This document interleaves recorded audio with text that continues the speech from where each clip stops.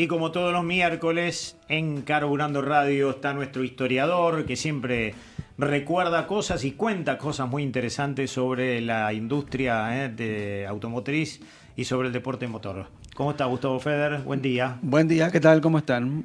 ¿Todo bien por acá? ¿Todo tranquilo? Sí, todo bien. ¿De qué vamos a hablar hoy? Bueno, vamos a hablar de algo que por ahí se conoce poco, pero que forma parte de estas curiosidades que tiene y ha tenido nuestra historia automotriz. De uno de los productos que hizo y de los diseños que hizo Luis Varela. Luis Varela es uno de los talentosos diseñadores y constructores que tiene nuestro país, que desarrolló su actividad fundamentalmente en los años 60 y en los años 70, con esta profesión, y que yo en alguna oportunidad les comenté que hay algunos cruces interesantes que se dan entre la industria seriada o los autos también fuera de serie y el automovilismo, ¿no? Y en este caso hay que sumarle el diseño, porque Luis Varela había arrancado primero escribiendo en algunas revistas, particularmente la revista Automundo, lo recordás, la revista Automundo, que era una de las mejores, semanario, editorial, claro. Codex. Codex, exactamente. Era como un búho, ¿no? Los ojitos del búho. Sí, y esa revista tenía una tirada impresionante, estamos hablando, arranca a mediados de los años 60, y Varela era uno de los tipos, era muy joven, tenía 20 años en ese momento, que quería renovar el automovilismo argentino, ¿no? Recordemos lo que era el turismo carretera de los años 60 con las cupecitas, ¿no? Donde las cupecitas ya tenían 30 años de historia y bueno, había gente que pregonaba por un automovilismo más actualizado, más cercano al que se conoció en Europa o en Estados Unidos, y Varela era uno de estos innovadores, y entonces en las páginas de Automundo empieza a presentar ideas, diseños que respetaban, ¿sí?, los reglamentos de las categorías, pero con tecnologías contemporáneas, con mecánicas de la época que ya proveía la industria automotriz nacional y con la posibilidad de también que se crearan categorías nuevas, ¿no? Él quería, por ejemplo, una categoría de Gran Turismo. Acá lo estamos viendo, esta es una linda imagen relativamente reciente, con la creación que por ahí la mayoría de la gente tiene presente, que es el Andino GT. GT, obviamente por Gran Turismo, un auto que tuvo como punto de partida la mecánica del Renault Gordini, pero con un diseño estructural absolutamente novedoso, no tanto el chasis como la carrocería. Después de Los faroles son del Gordini, mirá. Los faros son del Gordini, es lo único prácticamente que le quedó de la parte estética del auto, ¿no? Después el resto fue totalmente diseñado, desde el chasis al diseño exterior, obviamente el habitáculo, ¿no?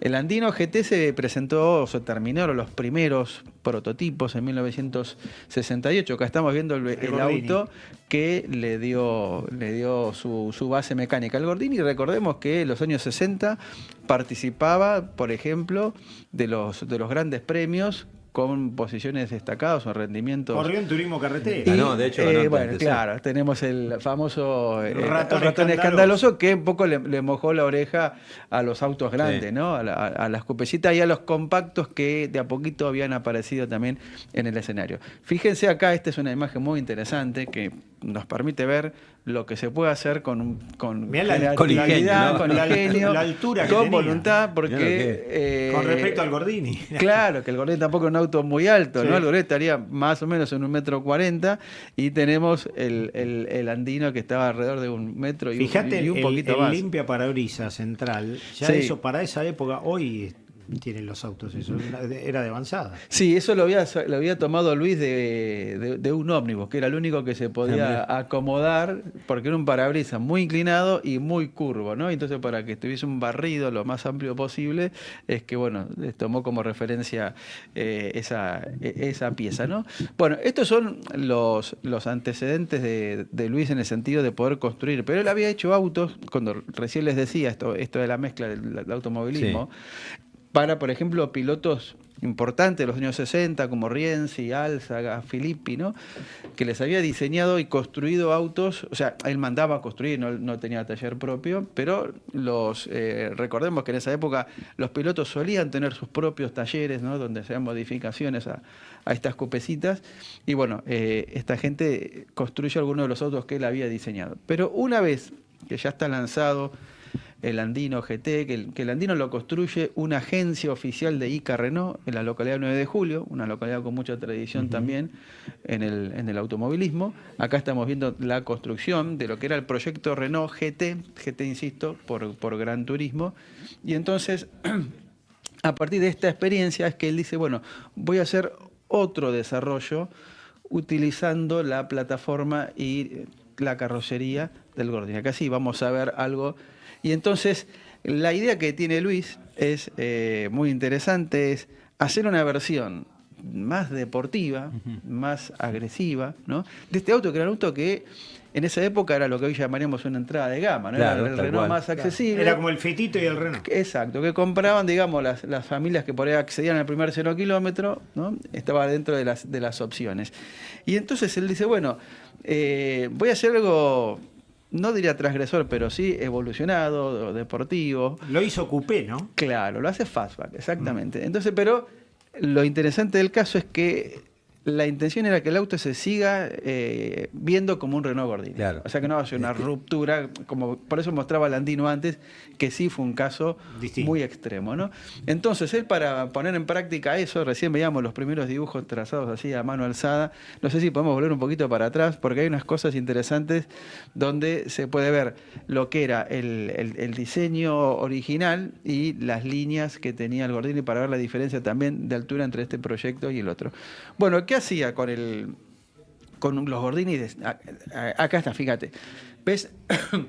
La línea punteada nos está mostrando la altura y la extensión del Gordini de serie, y cómo este Gordini, que se llamó Varela R, por la R obviamente de Renault, con una importante diferencia de altura, en todo sentido, ¿no? La altura del techo, la altura del capó, y también resulta un auto más corto. Fíjate la pendiente suave que tiene el techo, ¿no? Es una línea bien marcadamente Fastback. Estos son los primeros dibujos. Cuando veamos ahora el auto terminado, se van a dar cuenta que entre esto y el producto final prácticamente no hubo cambio, ya que la idea la tuvo muy clara de entrada, ¿no? Bueno, ¿cómo se materializa? Acá, fíjate, estamos viendo el primer prototipo que él construye, ¿no? La idea era, a partir de autos de serie, los desarmaba prácticamente por completo, dejaba solamente el piso y los guardabarros delanteros, y todo lo demás se construía especialmente. Estamos hablando, por ejemplo,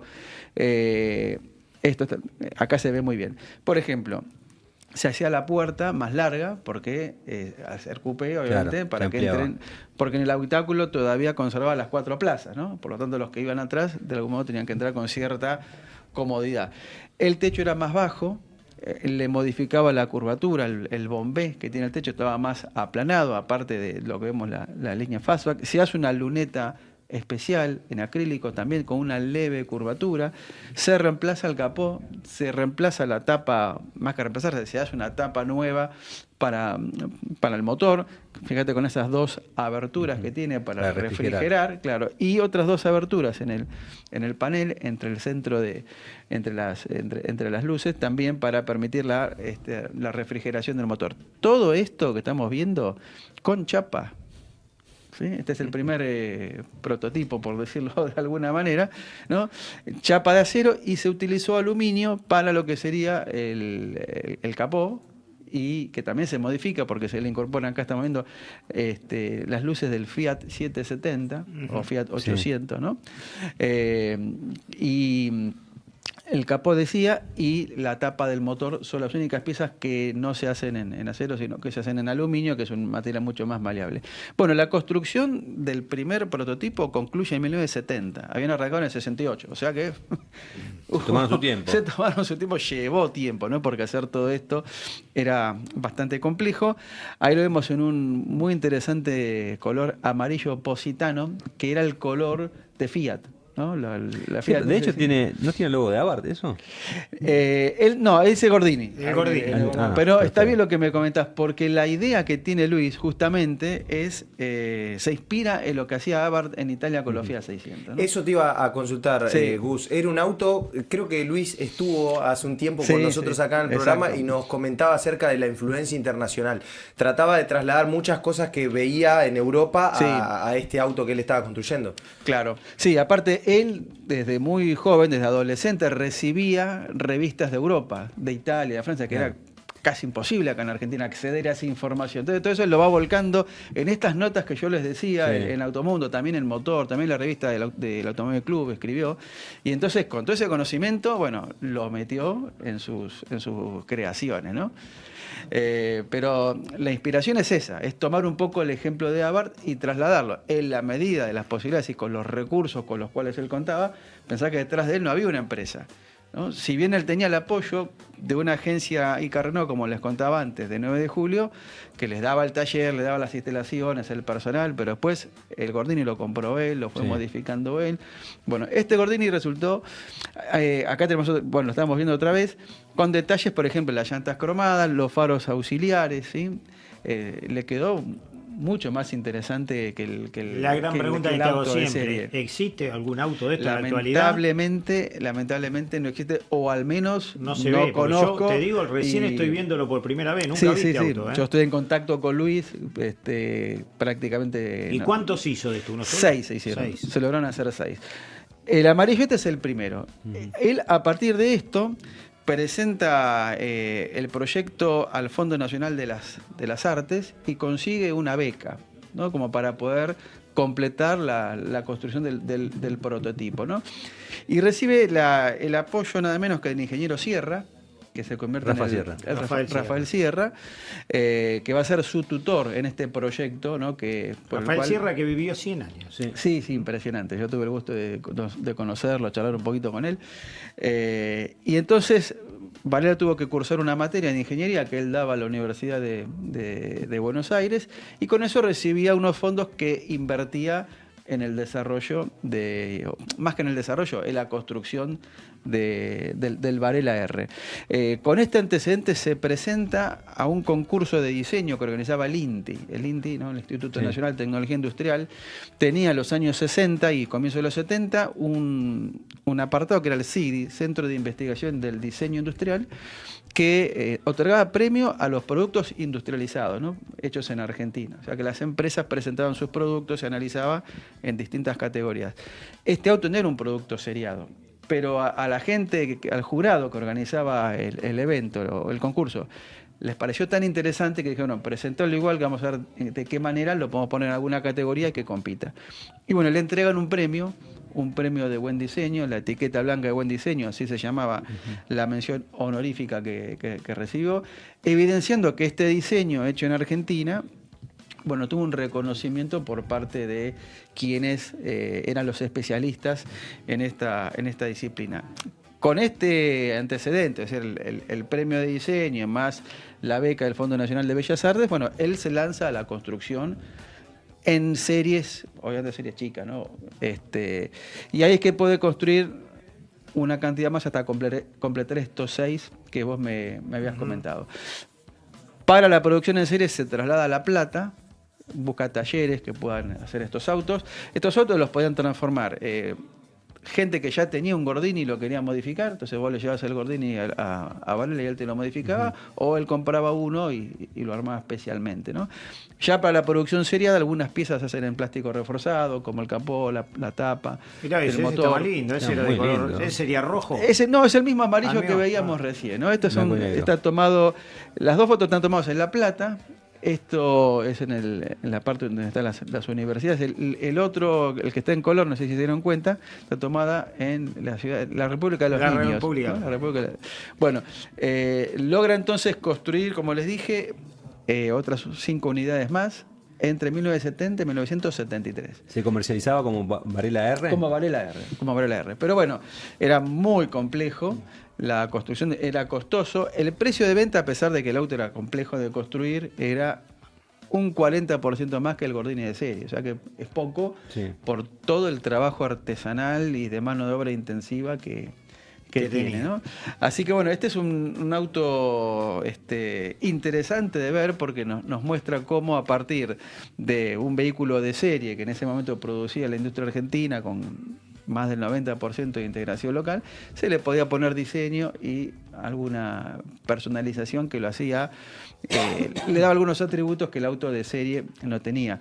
Tengamos en cuenta también que en esa época teníamos una industria muy consolidada, pero no había productos para todos los nichos. Es decir, no había autos deportivos, ¿no? Claro. Entonces, yo te digo, la verdad sí. es una sorpresa. Nunca en mi vida vi uno de estos. Jamás, ni en revista. Sí, se conoce poco, porque como te dije, se hizo durante poquito tiempo. El andino sí me parece que Sí, lo he visto en alguna exposición. Sí, algo lo he sí, visto. y aparte hay todavía andinos y en algunos eventos se suelen ver y se fabricaron muchos más, ¿no? En realidad el andino fue el vehículo que tuvo más trascendencia por el impacto de su diseño, porque se logró producirlo en serie. También hizo berlineta. Bueno, el año pasado lo trajimos a Luis y desarrolló un poquito su experiencia tan intensa en La muy berlineta poquitos era años. parecido, pero sin techo, ¿no? La Era berlineta como, era como un buggy, algo así. No, también hizo el buggy Puelche. La El berlineta era más cercana en estilo al Gordini Fastback, pero estaba hecho sobre la plataforma del Fiat 600. Y un estilo parecido a las Coupés Italia que habían llegado a comienzos de los años 60, ¿no? Era un kit de plástico reforzado, una carrocería que se montaba sobre el piso del 600. O sea, vos ni te das cuenta que era un 600. Me parece que alguien tenía uno de esos que le había cambiado el motor, le había puesto el Toto Echevarri, me parece. que No tenía puede ser, el sí. Toto. Puede ser. Así que, bueno, así es como Varela entonces, entre otras tantas curiosidades, desarrolló este Un vehículo. genio. Sí, la verdad que es maravilloso lo que hizo en una época donde había poca información, pero mucho entusiasmo y una industria que te proveía todos los medios como para que lo puedas hacer, ¿no? De hecho, fue bastante prolífera esa etapa justamente Sí. con conceptos como este, ¿no? Sí, porque Pero aparte autos fuera de serie, un hizo series, digamos, autos en serie limitada, Sí. como dijimos recién, el Andino, después hizo el Puelche, las berlinetas, y también hizo piezas únicas. Gente que por ahí tenía un Fiat 600 y se lo transformaba, un Peugeot 404 transformado.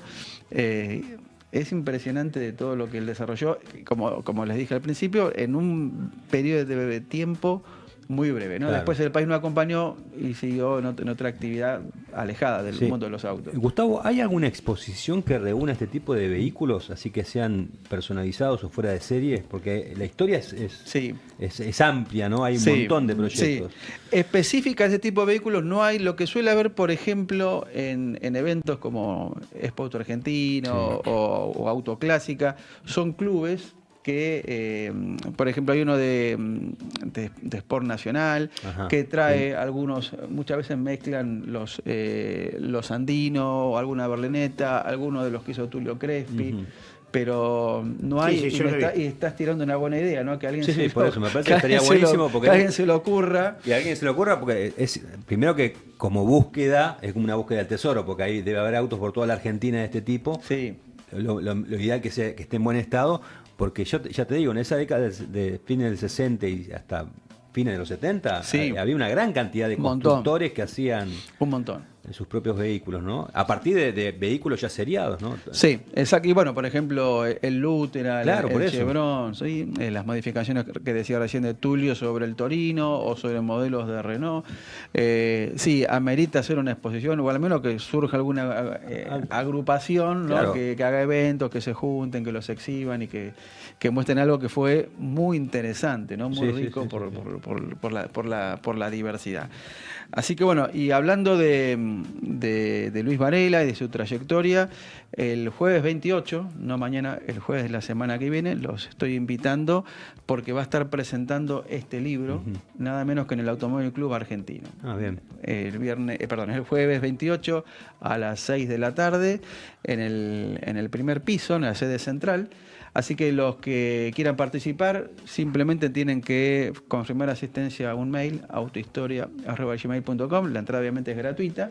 Y ahí va a haber, un poco respondiendo a tu pregunta, ya está comprometida la presencia de algunos propietarios que tienen andinos, que tienen berlinetas, algún buggy Puelche, y los primeros prototipos, los que se hicieron para Lido Filippi Sí. y para Rienzi, algunos de esos prototipos, para Alsaga, perdón, van a estar ahí. O sea que está bueno eso. van a tener una mini expo y escucharlo a Luis. El que tenga un Varela R, ese se aparece, que lo lleve directamente, ¿no? Claro. Que no pida permiso. No, tal cual, lo que hay que hacer, hay mucha gente por ahí. Debe haber alguno tirado en algún cocinero, en algún campo. Siempre tenemos lo que sí es una maquetita a escala muy bien hecha de la primera versión del amarillo, ¿no? Pero siempre tenemos la expectativa de que aparezca eso, ¿no? De algún galpón en el campo, pero bueno. Aparte, por ahí hay gente que no sabe ni qué es, y dice este auto viejo que está ahí y no sabe la historia que tiene, ¿no? Exacto, y cada tanto, bueno, aparece y eso está bueno. O sea que yo, cuando me preguntan eso, que me lo preguntan habitualmente, digo, nunca me atrevo a decir, no hay ninguno. Claro, no conozco si hay. Dejamos abierta la posibilidad de que en algún momento aparezca alguna unidad. Así que bueno. Mira, va con un conductor. Estabas vos probando, muy bien, el Varela R. Unos capos, Estoy un poquito preocupado, parece. O sea que sos vos el que tiene el Varela. El volante hay que hiciste un acercamiento. El volante era de Fórmula 1, los que hacía Sandrini. ¿Se acuerdan los volantes que hacía Sandrini? Bueno, Gordini traía con el volante de madera. Hubo una versión especial de la última serie que lo trajo, ¿no? Muy bueno. Bueno, quiero agradecer como cada miércoles a Motor Libros que nos acompaña en esta columna.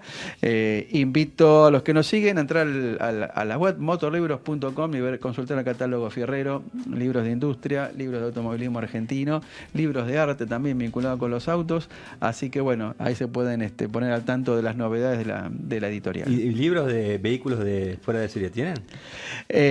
Ahora lo va a llevar él. Está, bueno, en uno de mis libros, en lo que vendría a ser el volumen 2, hay un capítulo que yo le dedico a los autos fuera de serie. Así que bueno, ahí lo pueden, pueden consultarlos. Gracias, Gustavo, porque la verdad es muy interesante. Gracias a ustedes. Nos vemos el próximo miércoles.